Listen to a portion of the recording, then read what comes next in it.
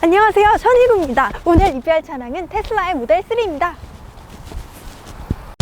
저에겐 생소한 전기차라서 그냥 부담없이 가볍게 살펴볼게요. 외관 한번 보고요. 라디에이터 그릴이 없어요. 주행도 해보고. 오, 진지한 자동차 전문 채널답게 테슬라의 장단점도 파헤쳐 볼 거예요. 가슬라 최고! 중간중간에 구글링에서 얻은 얕은 전기차 지식도 풀어보고요. 회생제동이란 준비되셨나요? 가시죠. 구독과 좋아요.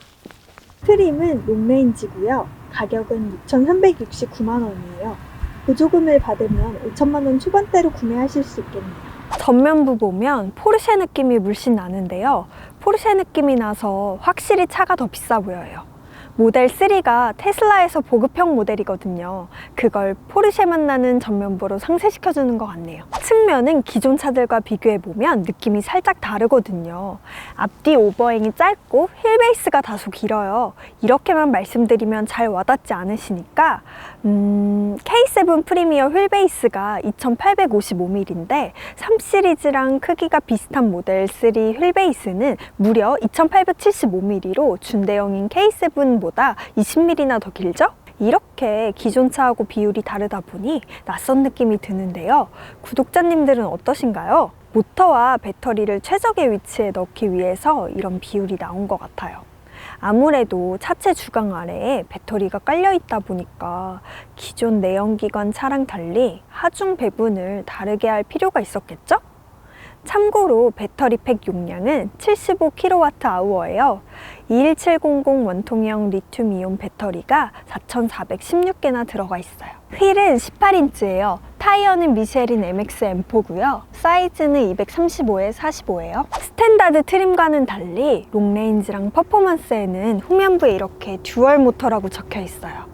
퍼포먼스 트림에는 듀얼 모터 아래에 빨간 밑줄도 그어져 있대요. 앞과 뒤에 두 개의 독립적인 강력한 모터가 모델 3를 상시 사륜 구동으로 움직이게 해줘요. 모터가 두 개라서 하나의 모터가 멈춰도 계속 달릴 수 있는 장점 때문에 스탠다드보다가 롱레인지를 많이 선택한다고 하네요. 트렁크 열어볼게요. 수동이네요. 손잡이는 양쪽에 있네요. 적재 용량은 425L예요. 트렁크와 프렁크의 용량을 합친 건데요. 프렁크가 뭐냐고요? 바로 프론트 트렁크를 말해요.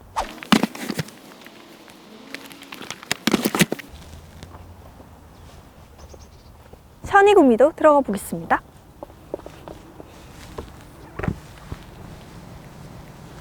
짝! 저도 들어왔어요. 좀 낑겼네요. 뒷좌석은 폴딩이 가능해요. 폴딩을 하면 스키나 스노우보드 같은 것도 실을 수 있고요. 이렇게 누울 수도 있어요. SUV 부럽지 않네요. 이렇게 여기 위에다가 태블릿 PC 올려놓고 션이구미 유튜브 보면 퍼펙트! 실내로 들어가기 전에 잠깐! 보급형 모델이라서 괜히 싼티 날 것만 같죠? 테슬라의 첫 보급형 모델이란 거에 주목해주세요. 그 의미는 바로 소수의 매니아들만 알고 있던 테슬라의 매력을 더 많은 사람들에게 야심차게 보여주겠다, 이런 의미거든요. 그래서 은근 실내 재질이나 마감도 괜찮아요. 말은 그만하고 들어가 보자고요. 어떻게 들어가냐고요? 팝업 형태로 숨어있는 손잡이를 엄지로 톡 눌러서 슉! 실내 한번 쭉 보시면 미니멀리즘의 정수를 체험하실 수 있어요. 계기판도 없고요. 인포테인먼트 버튼, 공조 버튼 등 각종 물리 버튼들도 없고요. 송풍구도 어딘가 있을 텐데 일단은 안 보이고요. 대신 15인치 모니터만 달랑 붙어 있는데요. 여기서 다 조절할 수 있어요. 근데 모니터가 먹통되면 어떡하지? 설마 우리 테슬라가... 물리 버튼은 스티어링 휠 좌우 다이얼과 천장 위 비상등 버튼, 이게 다예요. 모두 자동인 윈도우 버튼은 지나칠 뻔했네요. 퀵 컨트롤부터 보시면 사이드 미러와 스티어링 휠을 조정할 수 있어요. 스티어링 휠의 좌우 다이얼을 이용해서요. 주행 모드에서는 가속, 스티어링 모드, 회생제동, 정지 모드를 조절할 수 있는데요. 가속을 컴포트하게 윙 하고 싶으면 컴포트, 아니면 가속을 순식간에 윙 슉슉 하고 싶으면 표준으로 두시면 돼요. 스티어링 모드랑 회생제동은 주행 영상에서 확인해주세요. 정지 모드만 좀 설명할게요. 기존 내연기관 자동 변속기 차같이 가속 페달에서 발을 떼도 제동되는 거 없이 스무스하게 주행하고 정지 상태에서도 브레이크에서 발을 떼면 슬슬 가는 게 크립. 주행 중 가속 페달에서 발을 떼면 회생 제동을 해주는 롤. 회생 제동을 아주 시게 해주는 홀드가 있어요. 참고로 홀드 모드가 새로 생긴 거고요. 소프트웨어 업그레이드 전에 크립 모드 오프했을 때가 지금의 롤 모드예요. 트렁크와 프렁크, 충전 포트 덮개도 모니터상으로 열 수 있고요. 그 외 테슬라 로고를 누르고 기다리면 테슬라의 위트라고 불리는 이런 기능들도 있어요. 이스터 에그라고 불리는 건데 예전에 테슬라 주행 성능이 별로일 때는 잡기는 그만 만들고 차나 제대로 만들어라 이랬었는데 이젠 주행 성능이 좋아져서 위트 있는 기능으로 칭찬받고 있어요. 양옆으로 길게 뻗어 있는 게 송풍구예요. 송풍 세기와 방향 조절은 모니터 상에서 할 수 있어요. 방향 조절은 손가락으로 드래그하면 돼요. 재밌네요. 미래차 느낌 계속 받고 계시죠? 테슬라의 매력 속으로 더 빠져보자고요. 스티어링 휠은 저에게는 두껍고요. 시트는 천연 가죽 시트? 아니죠. 비건 시트라고 합성 가죽이라고 생각하시면 돼요. 테슬라가 친환경 전기차 만드는 회사라서 시트도 천연 가죽 안 쓰려고 노력한다고 하네요. 착자감은 쿠션감이 있어서 편안하네요. 그리고 제가 며칠 동안 여기저기 몰고 다녀봤는데 허리 아프거나 하는 증상은 없었어요.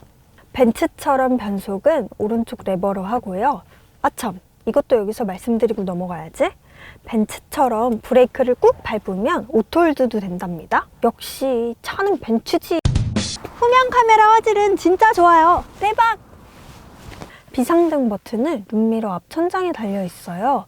불편하다고 하시는 분들도 있는데 저는 좋은 배치라고 생각해요.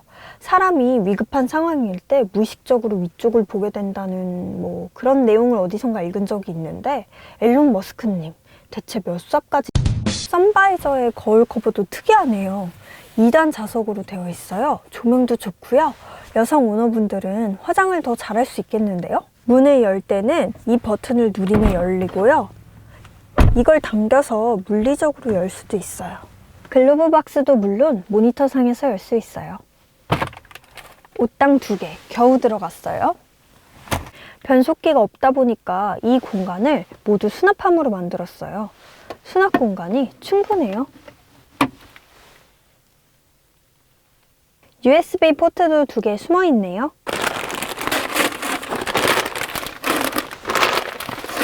옷당 3개 들어가고도 공간이 남네요. 이건 자석이라 스무스하게 닫아줘야 돼요. 콘솔 박스 보면요. 12V 시거잭 숨어 있네요. 옷당 하나 미리 넣어놨어요. 쪼그라든 마이구미 5개 들어갑니다. 컵홀더 볼게요.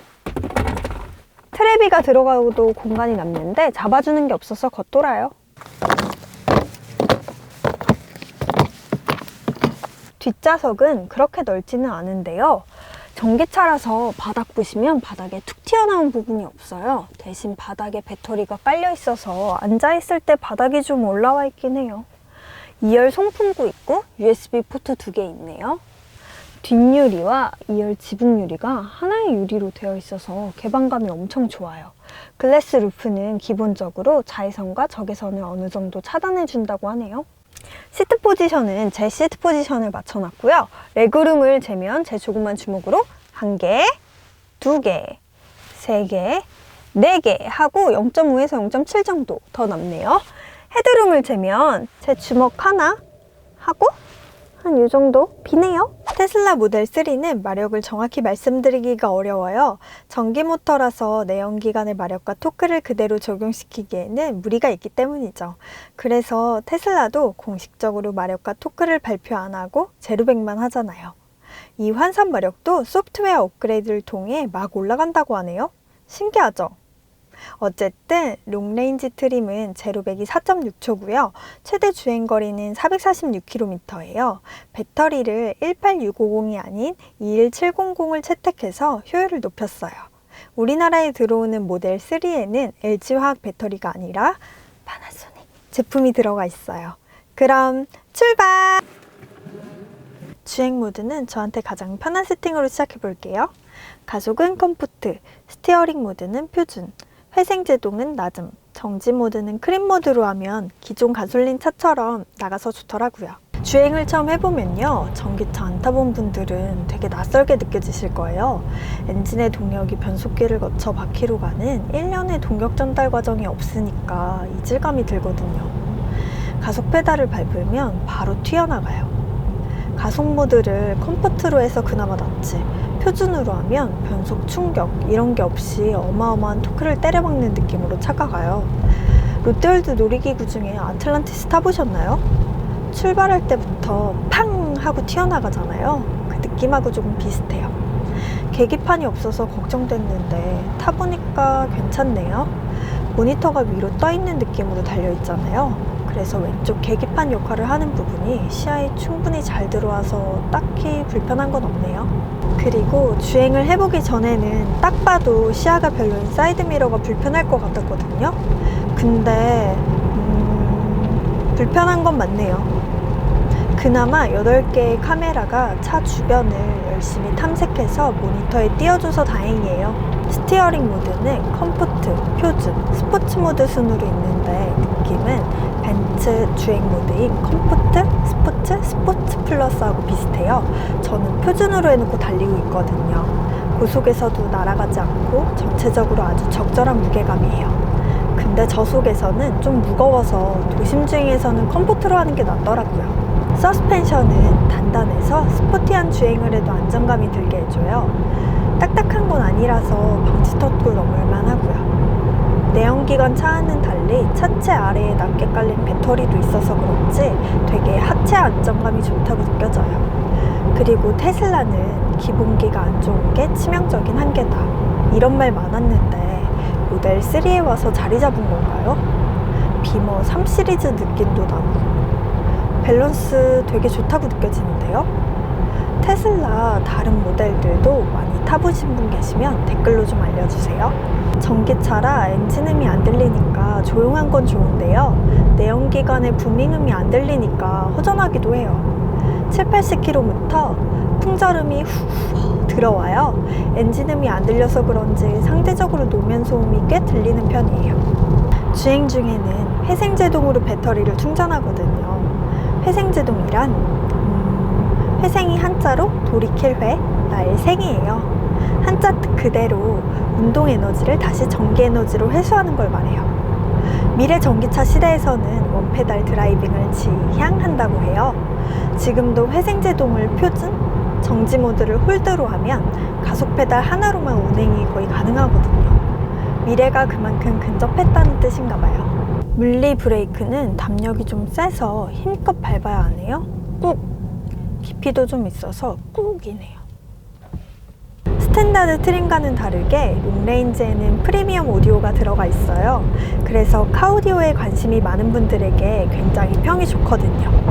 공간을 밀도 있게 채워주고 밸런스가 되게 좋다고 해요. 14개의 스피커에서 나오는 음악을 함께 들어보자고요. 오디오 체크!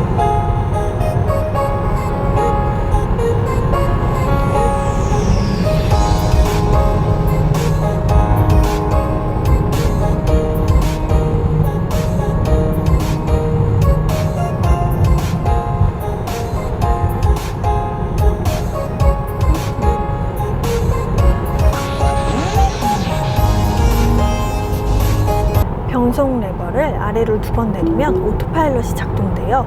국산차 반자율 주행하고 다른 점은 깜빡이를 켜면 차선 변경을 해준다는 점이에요. 보여드릴게요.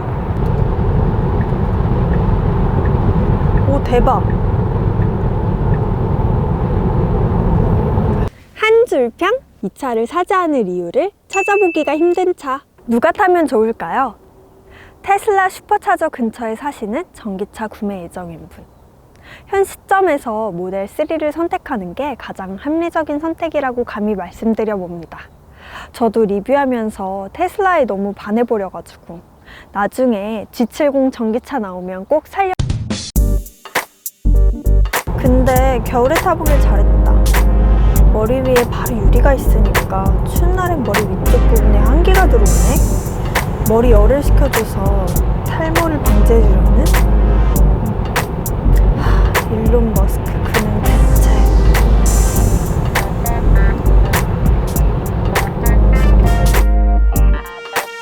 나 테슬라 아빠 아니야.